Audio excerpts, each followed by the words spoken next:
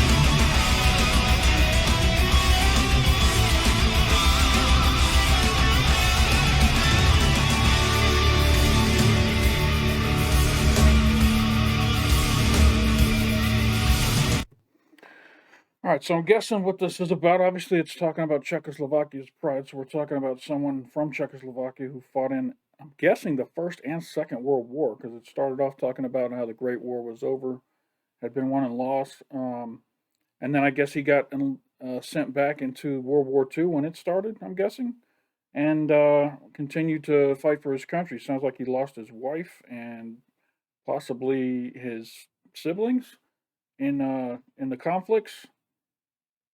His name's Carl something. I didn't catch the last name. I'm sure I'll pick it up here in a minute. I think I might want to watch the Sabaton history next instead of the live, and then we'll wrap up the video with the live.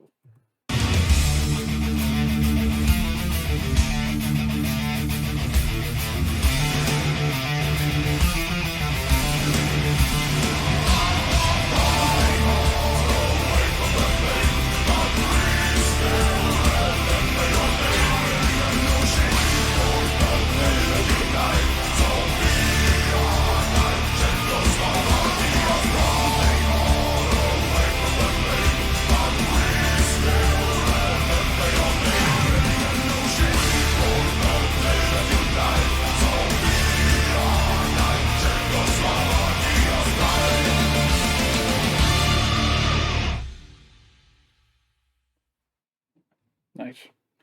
All right. Yeah, I'm going to jump into the history next instead of the live performance. We'll do the live performance on the back end. I want to hear the story behind Karl Janoschek. I think that's how you say it. Karl Janoschek. I want to hear the story before we get into the live performance. So here we are with Joachim and Indy Nidell. This is Far from the Fame. Karl Janoschek, Sabaton History number 22. I'm Indy Nidell. And I'm Joachim from Sabaton, and this is Sabaton History.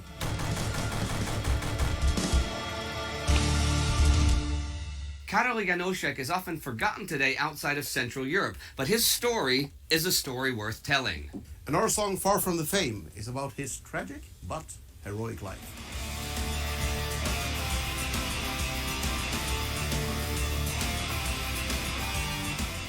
I know, Milos. I know. No, dobry wieczór. Karol Janoschek was born October 30th, 1893 in Przerów in Moravia, Silesia, the Czech domains of the old Austro-Hungarian Empire. Growing up in a large family, Janoschek prepared for a future as a clerk and was studying at a German business school when the empire declared war on Serbia in July 1914 and the First World War began. With major battles between the Austro-Hungarian and the Russian armies soon ravaging the Eastern Front, turning the fields of Galicia into a graveyard for hundreds of thousands of young men, the empire's war effort was close to collapse. In desperate need of fresh recruits to bolster the ranks, Karol Janoschek was conscripted into the army in June 1915. After completing his training in the 57th Imperial Royal Landwehr Regiment, he was sent away from the Eastern Front to the newly opened Italian front. This was because of his Czech heritage. The Czechs were often portrayed as unreliable elements of the Austro-Hungarian Empire. They and the Slovaks were, it's true, dissatisfied with imperial rule and their lack of autonomy and self-determination. So, doubting their loyalties and suspecting that various Slavic peoples would not fight well or would even desert to brother Russian Slavs, the Czechs and Slovaks ended up fighting in the numerous battles of the Isonzo River until the Eastern Front nearly collapsed under the weight of Russia's mighty Brusilov offensive in the summer of 1916. Even the possibly unreliable Czechs had to be pulled away to fight the Russian steamroller, which genuinely was close to knocking the Austrians out of the war. Anyhow, sometime around July 2nd, 1916, the high water mark of the offensive, Janoschek was captured by the advancing Russians and sent to a prisoner of war camp in Ukraine. Russian high command was well aware of the political discontent of the Czechs, Slovaks, and other Slavic soldiers serving in the Austro-Hungarian army, and planned on turning those men against their former emperor. Janoschek, like many other captured Czechs, took up the offer to switch sides in the hope that after the war, they might be allowed to rule their own country. On August 1st, he joined the 2nd Volunteer Division of the Serbian Army in Odessa, and in October 1916 became part of a Czechoslovak volunteer rifle regiment north of Kiev. After Russia's February Revolution in 1917, the Russian army slowly but surely disintegrated, and as Janoschek's unit was transferred to the front in July 1917, many Russian soldiers were simply deserting, but the Czechs and Slovaks remained, believing in their cause.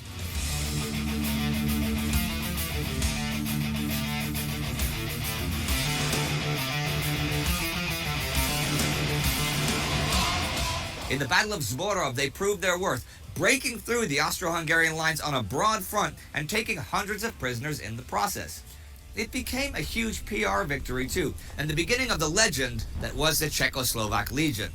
Janoschek himself was wounded on July 18th and did not see any further action until after the October Revolution tore Russia apart.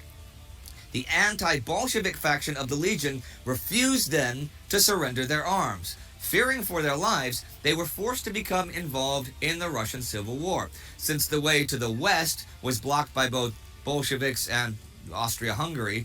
They captured an armored train and fought their way east to the Pacific Ocean and all the way around the globe until they finally made it to Prague in February 1920.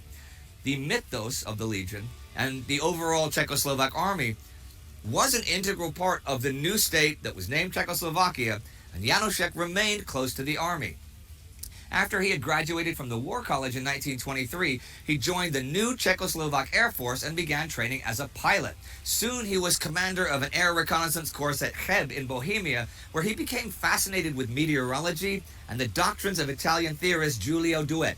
In Aerial Warfare, Douhet wrote, "There is no need for defensive tactics, since the skies are vast, and you can't build trenches like on the ground. The bomber will always get through, so the only option left is the offensive."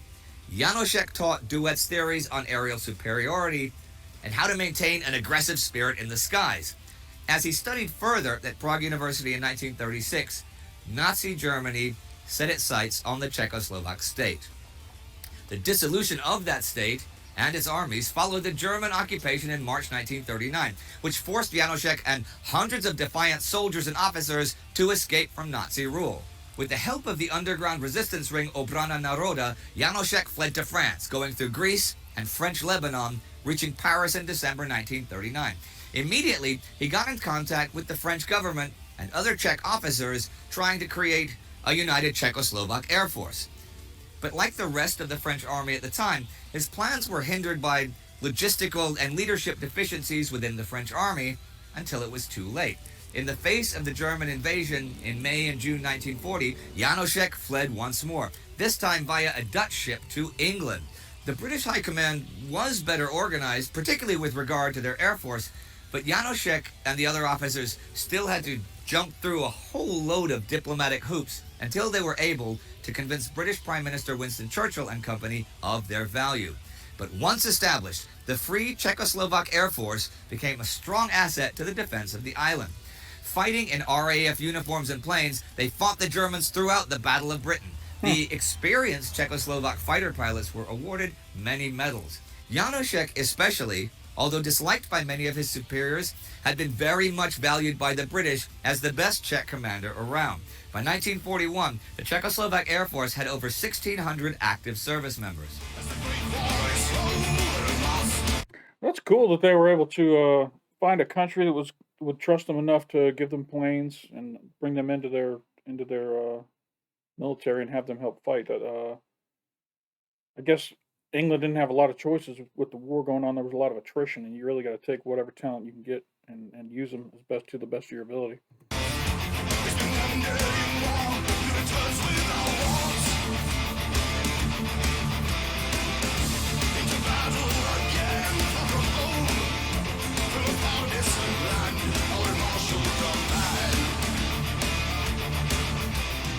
Janoschek was a masterful organizer, and as Air Vice Marshal, spent much time overseeing the squadrons and their training. He made several trips to Canada and the U.S. to teach there, and was even knighted by King George VI as Knight Commander of the Order of Bath. In a speech to the British people, he emphasized that in their common fight against fascism, it was the qualities of liberty, decency, kindness, and common sense that made life worth living. But his fame did not escape his enemies' attention. Back in occupied Czechoslovakia, the Nazis killed his wife, and a sister and one of his brothers perished in the concentration camps of Auschwitz and Buchenwald. Many others from his large family were jailed and tortured in order to get information about him and the Czech resistance. After 5 years of fighting for a different country in a foreign uniform, the war came to a close and it was time to return home. But the journey home was problematic. As the Americans withdrew westward, all of Czechoslovakia fell under the Soviet zone of influence. Relocating British fighter squadrons back to Prague was already a diplomatic nightmare, yet still, by August 1945, Janoschek and his men were allowed to return to their home country as the official Czech Air Force.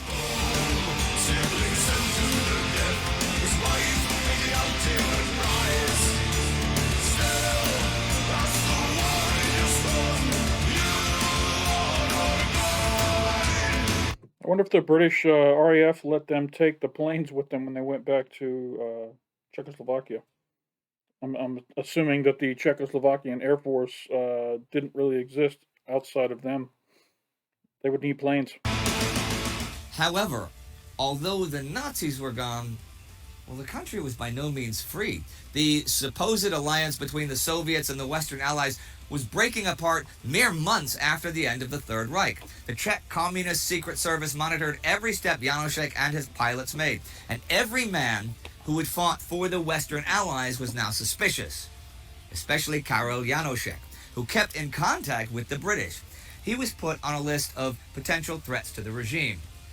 The situation worsened dramatically after the coup of the Czech communists in February 1948.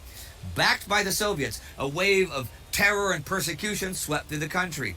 Tens of thousands were condemned in political show trials, and around 6,500 of them were executed, although the exact number is unknown.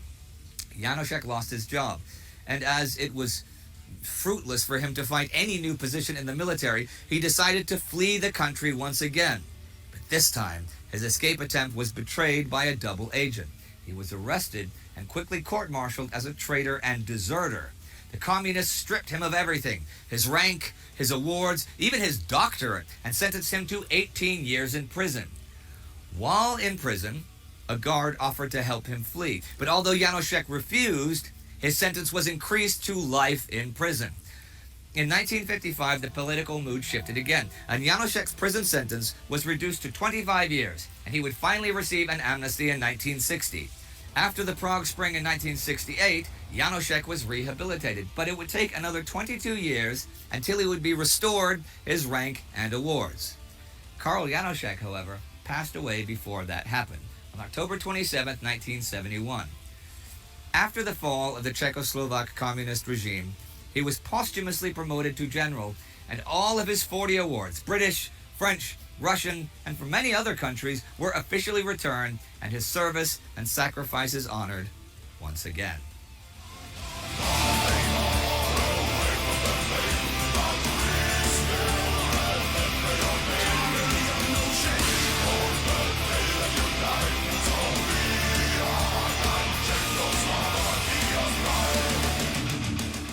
Czech or Czechoslovakian, that's got to mean something particular to just you, right? Yes, Czech beer lies very close to my heart. Okay, well there is that, but there's also, I assume, a lot of your hardcore fans know that you are half Czech, but maybe the casual ones do not know that. No, my mother is Czech by birth and lived there until the 70s sometime. Okay. When a Swedish guy was there building, I guess, department stores and air conditionings and freezers and coolers. Yeah? And he did a little bit of a import. Uh-huh. And which border did she escape across? Escape. I think he smuggled her in the Freon tubes. Oh, in the little ones? Yeah. Because you only got a little mother. Oh, yeah, no, he kind of put her up, cut her into pieces, and And you can do that with Czechs. You can stick them right back together. Yeah, it's like Lego, easy as fuck. Yeah. And we're getting off topic. We are getting off topic. Anyhow, back to Far From the Fame. Okay. Well, stop laughing. Tell us about the song, and then is there anything? There's something unique about each of the songs. Of course, we can talk about all of them, but something that comes to mind about Far From the Fame. Well, actually, the idea was given to us by our booking agent in Czech Republic, Okay. George Gigi, in Czech. I just couldn't believe the story when I read it, and that song was basically written really fast, and it's the first time actually you can hear Chris play guitars. This is the first recording you did with him. Yeah, exactly.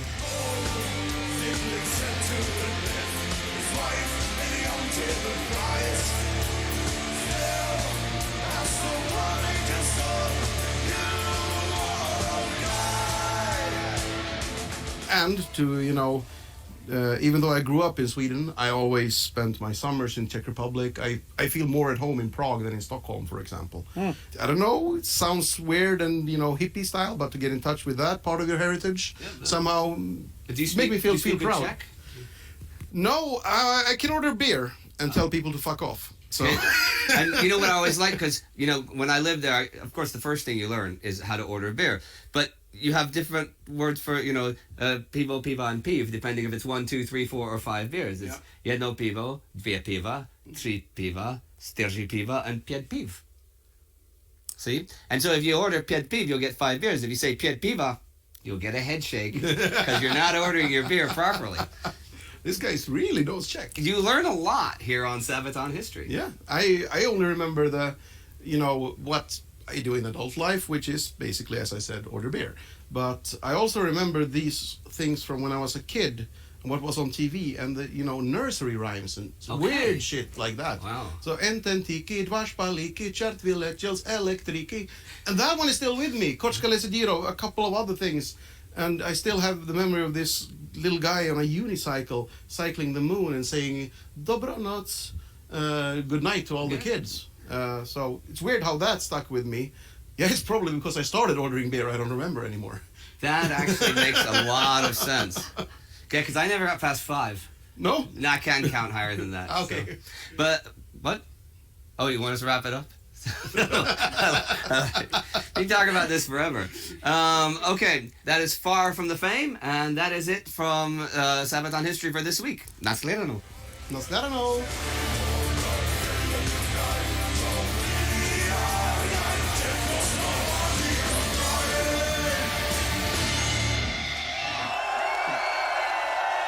All right, everyone, check us out on Patreon. If you're not a Patreon, you should become one. If not, you're gonna have to do 200 push-ups every day, and I'm gonna be fucking watching you. Click there for more cool videos. Check out tangos, check out World War II. On the ground and give me 20. 20, unless you're a... Fuck. Yeah, let's do it again.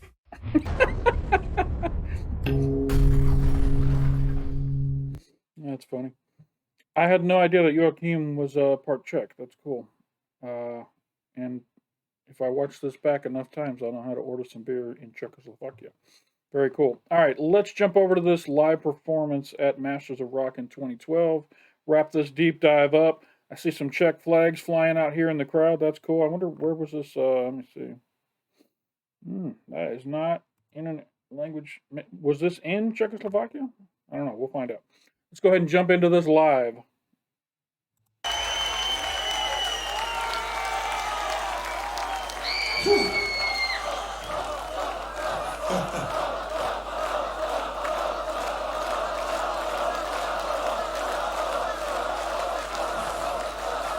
My friends, there has not been any Czech tour dates yet.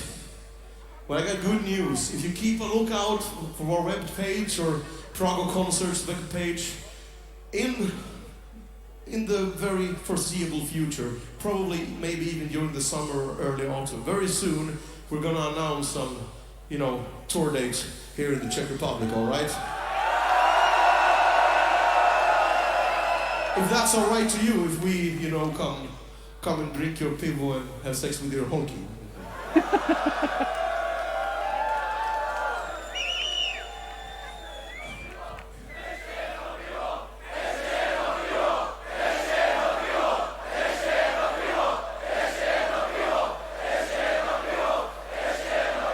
Drink, drink, drink, drink. Na zdraví, Masters of Rock!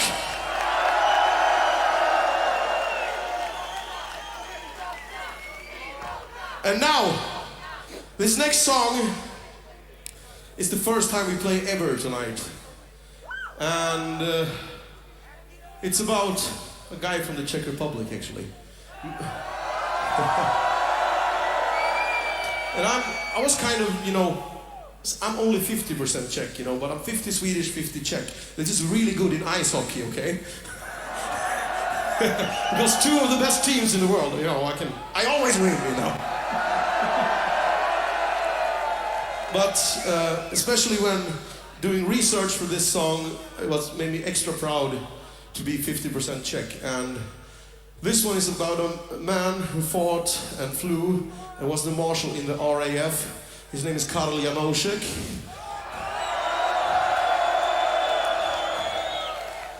And he worked far from the fame.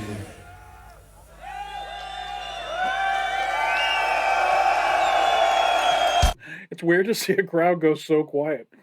They're super quiet while he's talking, and they got to get him ramped back up again.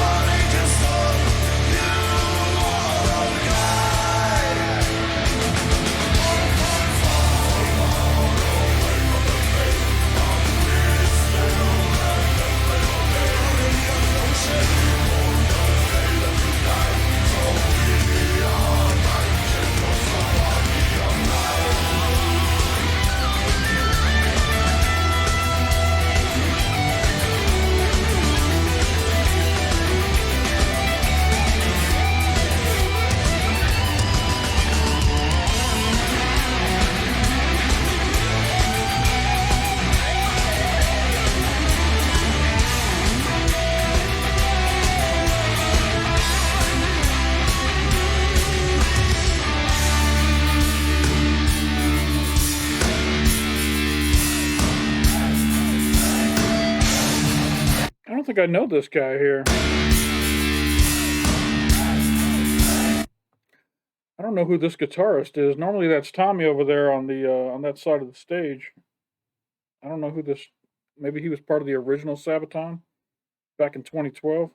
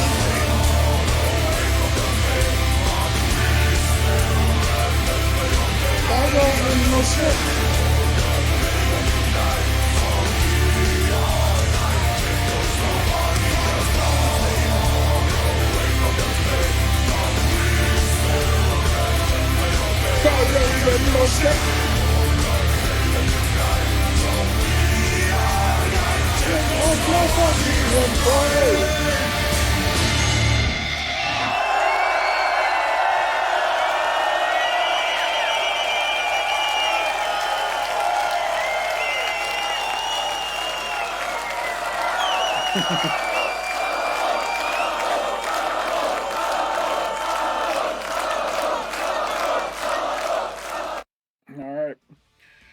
This is one of those songs that the first time I heard it during the lyric video there, I was like, I don't know if I like this song or not. And then after hearing the history and hearing it again played live, it's a really good song. And I think I will be adding this to my playlist. It's not in my Sabaton top 10, but it's definitely knocking on the door. It's got a great hook. The story behind it's amazing. It means a little bit more just because Joachim is from Czechoslovakia, and I know it means a lot to him to do a song about a hero from Czechoslovakia, and just overall, great performance. Love it. If you guys enjoyed this reaction, I feel like I didn't talk a lot during this one. I feel bad about that. Some people say I talk too much during these videos, but I was just enjoying learning about this guy, Karl Janocek. Cool story. I mean, great story. It's sad that his, siblings and wife had to be treated like they were treated as a result of his actions. I'm sure as he got older in age, he probably regretted that quite a bit. But he's still a hero. He still did what he had to do to be able to fight against tyranny, and good for him. That's all I got for this video. If you guys enjoyed it, hit that like button down below, and it doesn't cost you anything. It helps the channel out, and I appreciate it very much. Every time I get a like, it makes me happy.